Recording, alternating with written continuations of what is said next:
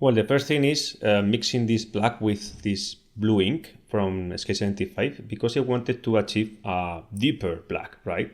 So as you see, this black has some hue of blue and it's a bit satin because of the ink. So at the end, we are going to achieve a blacker black. As you see, this is deeper than the original one from the primer.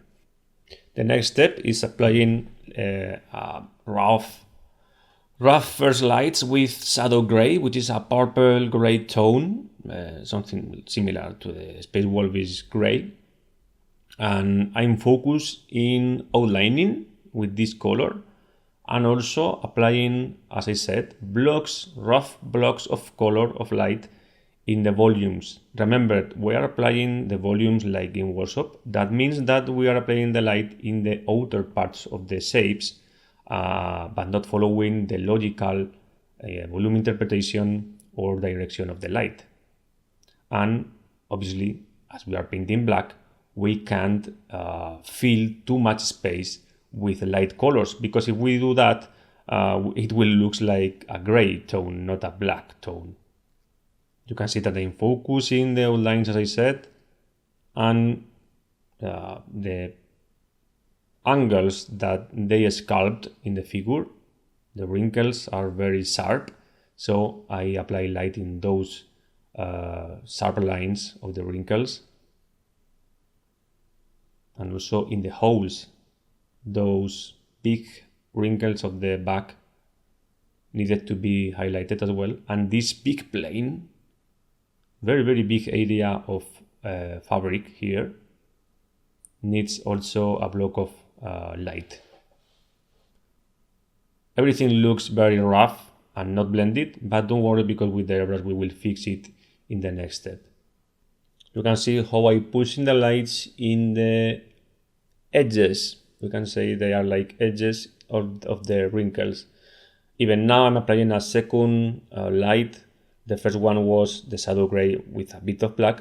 This second one is pure shadow gray. So I'm applying a second light. Once again, very rough. Don't worry about the blending right now. And in this stage, I'm also creating some like scratches in the fabric. This is a good way to apply light in the volumes and detail at the same time, and saving some time because we don't need to blend. Now with purple and black, you can choose any purple. As you know, I'm achieving a dark purple. I'm using it with the airbrush to blend everything that we have created. In a first stage, probably you have noticed that the color was too luminous for a black, but the idea was to cover part of this color with the airbrush and this purple tone. I'm using a purple tone because, as you may know from the first video of Theory Color, the purple is the darkest tone in the color wheel. So painting black looks logical to use purple to illuminate, to create some highlights. After applying the work with the airbrush, where you can see that we have improved the blending, but lose a bit of the highlights, we have to work with the brush, especially in the area of the head, because it's smaller and we can stain with the airbrush the surrounding areas. But you can use the airbrush in this area as well if you use masking purity or something like this.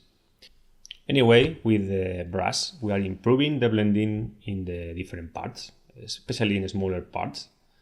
We can control better how we use our purple hue in the different areas.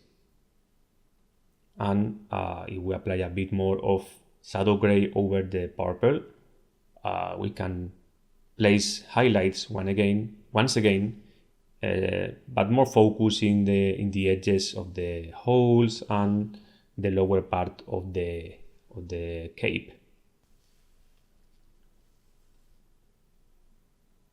You can see that when I'm applying those lights, I'm trying to focus in the edges of the, I don't know how to call it, the ending of the different parts maybe, Game Workshop style, painting the lights in the direction of the edges, not in the correct area of the volume.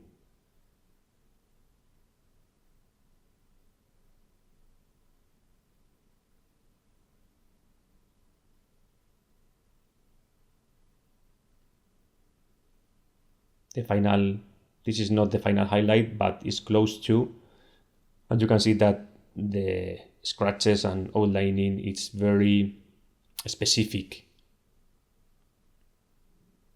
I'm trying all the time to keep the black looking, not covering too much. For example, in these areas in the back, I'm using a dark purple to add lights because the back is less interesting, but I don't want to look so flat, right? So these glazes with dark purple are adding a bit of volume, a bit of light in those areas. So when we look at the figure, despite of the fact that we are not perceiving a super high contrast, we are not perceiving a flat surface neither, okay? The final highlight is with off-white and purple, and just a bit of the gray that we have in the wet palette. In terms of value, I mean in terms of quantity of white, of luminosity of the color in terms of white, they are pretty similar, but the saturation is higher because it's more purple than any other thing, or it has more purple than the previous layers. So this higher saturation compared with the previous layer will produce some effect of more light, right? We will see that in future videos about contrast and even theory color. Maybe I can put in the theory color video, but the saturation works as highlights as well sometimes. In this case, it's working like this. A higher saturation is giving me a better contrast. That's because the final highlight is more pure in terms of colors. It has more purple, right? Anyway, I am applying it in very specific areas, edges of small parts, and not putting in everywhere.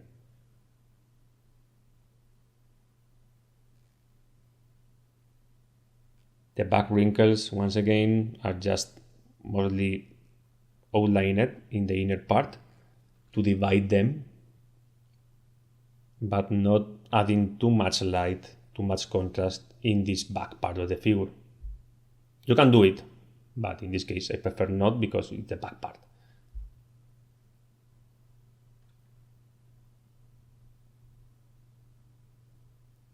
Now I'm going to paint the inner parts of the cape, the cloak, with reds, but I'm not using a very luminous red. I'm using a dark red, a cold red. So the first red I'm applying is a black red from my cape with black. I'm painting every inner part, even the inner parts that you think they are not visible, you are going to paint them because they are visible. Sometimes, but they are. After the first coat, I'm applying the wine red. There is not too much space to trace with the brush, so I'm applying some kind of like base coats. I'm not able to trace in perpendicular places, for example. But no worry, because the wine red is a very beautiful color, but covers like shit. Sorry because of the word. So after all, it's like applying glazes all the time. You will need to push several times to achieve the wine red. So instead of doing that, I prefer to add all rows and lighten the color, obviously transforming it into something more pastel. Remember pastel colors in theory color video? So it is losing saturation, but we will recover it later. The idea is to replicate the work in the black parts by adding texture in the edges, by highlighting especially the edges, etc. and adding light in the ending of the fabric, closer to the edges.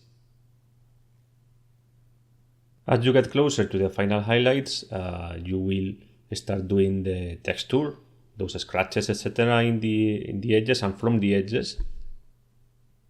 And to recover the tonality, the reddish tone of the wine red, I'm applying some glazes. It will help to smooth the transition and also to making it more saturated. And with mostly pure old rose final highlights in the edges.